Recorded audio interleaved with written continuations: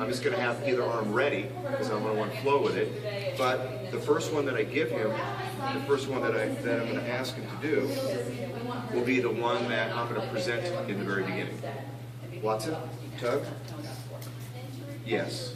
And I'm going to only go for a small amount on that first one. All right. And then I'm going to go ahead and reverse that. Tug. Yes. Okay, so the rest of it will come off. All right, so I'm going to have him, and I want him to retrieve it. But look what's happening right now. He's stepping on it. So what I'm going to do is I'm going to, Watson, touch, sit, sit, get it, give, okay? And those are some things I would like it to be as successful as possible. So I'm going to be patient with it. I'm not going to give a lot, but I want him to continue to think about more what he wants to do. So if he gets... If he's stepping on it, there's a good chance if he's got it in his mouth and he's stepping on it, he's going to rip it.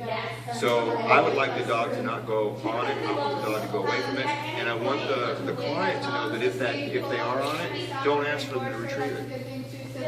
Put them in a position where they can have a better opportunity to get it. I just happen to do this way. It could be this way. It could be whatever you want. But you could see now that the way it was laid out, when I ask them from this side to go get it, it's easy here, and I'm not stepping on it. So there's some working pieces to it. So when you took it off you, it's like he redirected to the close. You know, and you could feel the things turn and he wasn't sure what to do. So you redirected him back to you to get the attention so you could give a clear... I was working stimulus control. He was retrieving the object before I asked him to. Right. Okay. So what I did is I said, I'm watching him. If I go ahead right now and I ask him to retrieve it, he's going to be stepping on it right. with it in his mouth. Most likely he's going to rip it. Okay. So so the stimulus control is important. I want his zealous for doing it, but I would like to put it in pieces for him too. Because maybe all I want him to do is take it off, and then we're leaving. That's another behavior retreat. Questions on that? So it's just thinking it out, making sure that whatever you're training it with to begin with makes it very easy and it's not complex, because you want it to be a fun behavior.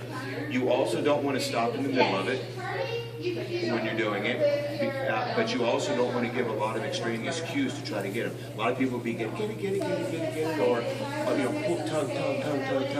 Now we'd be doing that for ourselves, not necessarily for the dog. And we want an advanced learner. So I want him, if I haven't bridged him, if I haven't marked him, I want to make sure that he's continuing.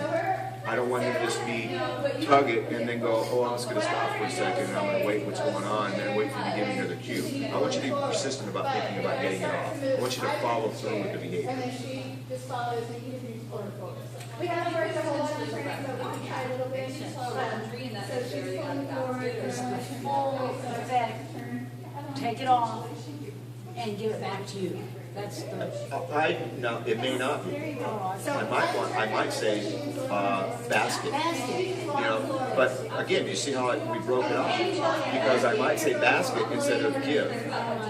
So I want him to think that after he's pulled it all the way off, the behavior for him at that point is over to like the next cue. And that way I have a decision to make. Because I can also say, if it's a top load, I can have him take it and put it in to the laundry. So all those things become pieces. Okay? So right. I don't want him to make it a completion behavior where he's thinking about, I'm supposed to take it off, I'm supposed to bring it, and I'm supposed to put it in, because I want to put it in pieces.